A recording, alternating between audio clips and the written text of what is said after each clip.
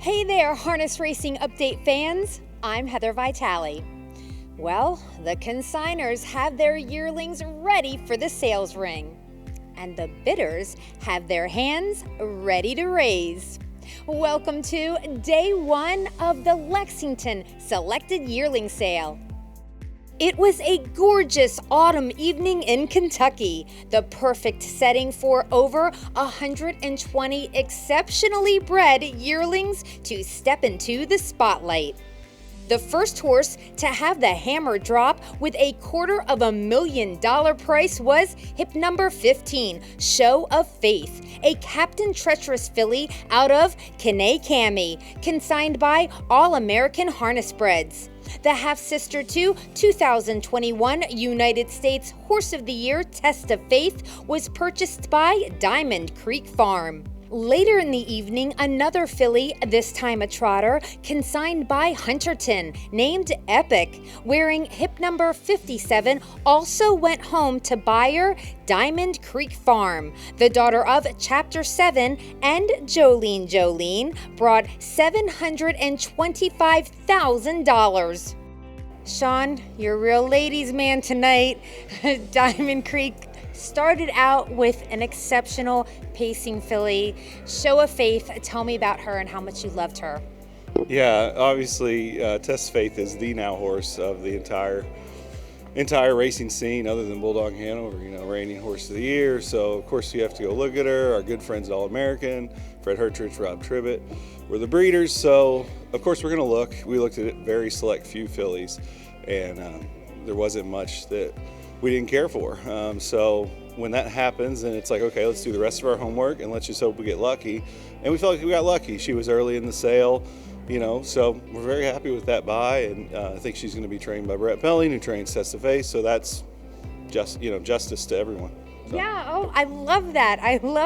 What did you love about her? Obviously, being a sister to Test of Faith, we all know that. But the way she looked, tell me more. So Diamond Creek, because we don't stand Captain Treacherous, and even though we have a few shares, we don't actually have that many Captain Treacherous fillies or mares in our broodmare band. So and for as good of a stallion as he is, we have a very low number relative to how good of a stallion he is. So her being a captain fillies are great. That made a lot of sense because as a breeder, it's a big puzzle, and you're trying to find the right pieces so you can have your masterpiece. So that was the first thing. And then, for me, she's quite robust and very substantial, maybe not all that tall, but she appears to be durable and be able to sustain a season in training, and that's what you want in these pacing fillies, in my opinion. Okay, now, not only did you get the pacing filly, but a trotting filly. Wow, first of all, the pacing filly goes for $250,000. Now the trotting filly goes for $750,000, right? But you wanted her, didn't you? Yeah, dream come true because, like I say, our list was very short. 2 fillies, and they turned out we got them, and I didn't think we'd get either. So dream come true because, Diamond Creek is very strong on the pacing side. We could be stronger on the trotting side. The Bowdens have made significant investments to try to shore that up. We feel like this filly gives us another chance, another piece in the puzzle. And, for us, and I think a lot of people here, she was the top individual in the entire sale. So just super excited. Yeah, let's talk about her, the trotting filly. Yeah, her pedigree. her mom's Jolene. Like, everybody knows Jolene, and what a great broodmare she's been. Yeah, I think in the last 5 years, you have a few young broodmares in this sport who have really dominated. Steamy Windows with her production of Chimpanzee Iteration, and then right after that, 1A for me is Jolene. With her production of Crucial, Ineffable, Venerable. So here we are. We've got one that I think could be just as good as the others. We just hope that she reaches some portion of that potential, and we'll be A-okay. Now, I'm interested in knowing, her price seemed kind of high, but for you thought, you got a deal there. Yeah, it's a tremendous amount of money, but our perspective is on it. It's all relative to the market. Given that she checked all the boxes and everybody was talking about her, we thought there was a real shot she could bring $1 million tonight. So for us to have any chance at her, and for her to be within our planned budget of any kind was a shock. and tonight has been like that. It has been very good in spots and all that, and it's very spread out. So it worked out great for us. I'm happy to announce, even though we haven't chosen a trainer for the filly yet, a portion of the breeding partnership, the Black Creek boys out of Indiana, the Schmuckers, and some of their relatives are planning to stay in on their filly. They think that much of her. So that's great for us. We love those guys. Super excited to partner with them. So happy for you and Diamond Creek and the whole crew there, and have a great sale. Thanks. We appreciate it. My whole family loves you. You're always great. So thank you. Thanks to all the breeders, especially All American for raising that nice filly that we bought, and Hunterton for raising the other nice filly we bought. A couple of trotting colts with incredibly famous world champion moms also had hands raising. Hip number 47, Holy Grail Hanover, is a colt from the first crop of Green Shoe and also the first foal out of 2017 Harness Horse of the Year, Hannelore Hanover. He brought $435,000. Consigned by Hanover Shoe Farms, Holy Grail Hanover was purchased by Courant Incorporated. And the multi-award-winning trotting mare Mission Brief had a colt in the sale by Green Shoe. Hip number 70, Vic Zelensky, consigned by Hunterton Sales, had the highest bid of $550,000, and the buyer was Marcus Melander. Another yearling fetching a price of $550,000 was the first foal of world champion pacing mare, You Are My Candy Girl. Hip number 80, You Bet Hanover, is a Bettor's Delight filly consigned by Hanover Shoe Farms and purchased by Determination. Also, touching on another over $500,000 purchase was number 1, Slip Sliding Away. The Father Patrick filly is a first foal of Ice Attraction, consigned by Preferred Equine and purchased by agent Jim Glass for $510,000. All right, let's talk about this last that you just got.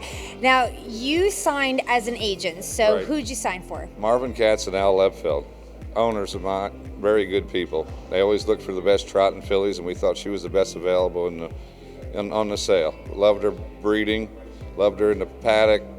Everything matched up, so we just went for her. Yeah, and now she's actually a first foal. Yes. So how do you feel about that? Is that we're- something you look for? Yeah, Captain Treacherous was the first foal. We've been in on some nice first foals, so we're happy with that. So. The one thing about these trotting fillies, they are a hot item. And They're talk trophies. about They're that. trophies for people. I mean, they're going for the best, and you'll get paid off if you get the right ones. They'll pay themselves off. Yeah. You know, this is actually the first time we're meeting. Right. So I don't really know you that well. So tell me about your journey in harness racing. I've been raising yearlings for Marvin Katz and Al Lebfeld for a while, and they're great owners, and I go out and look for some with Perry Soderberg, and we decide on the right one, and then these guys, we come in with a game plan, and we execute it. Hopefully we get what we want, so, All right. yeah. All right. I love it. You know, you'd think I would know everybody, right? I don't try to stick out what I'm trying to buy. I'm going to try to hide a little bit. A little obscurity there. You don't want to get caught too bad, so, yeah. Well, you've got by me a lot of sales, but I got them tonight. I got them tonight, and I'm glad I did. Thank you. Thank you so much. Absolutely. And it came as no surprise that hip number 104, Thinker Monkey, lit up the board with a $500,000 price. The full brother to Chimpanzee, a Chapter 7 out of Steamy Windows, was consigned by Concord Farm and purchased by Howard Taylor. Well, I'm telling you what, I think the sale was up to the hype this first session. Yeah, I was wrong again. Not that the hype, but it came together, and it was just a tremendous night. Set another record. We sold a few more horses tonight. I think we sold 7 more horses, but the total numbers are very impressive. They grossed over $23 million, averaged nearly $190,000, and as we thought coming in, we thought we had a great catalog, and was a little dominated by trotters, but the pacers held up well with Captain Treacherous and other pacers. But Green Shoe came in right off the bat, led all the sires. Then he had Walner, Muscle Hill, and Chapter 7, like we've been saying all week, like a broken record. But it's really a credit to the breeders. The pedigrees were great. The individuals were great. We had a great international crowd here tonight, and there was a lot of buzz. And listen, obviously for their first night, first of 5 nights, you have to be satisfied. And it's in the books, and we'll move on to day 2 tomorrow. But overall, I think it was fantastic, and it's a credit to not only the breeders but the buyers who came here tonight, and they supported the breeders and the product at the strength that they did.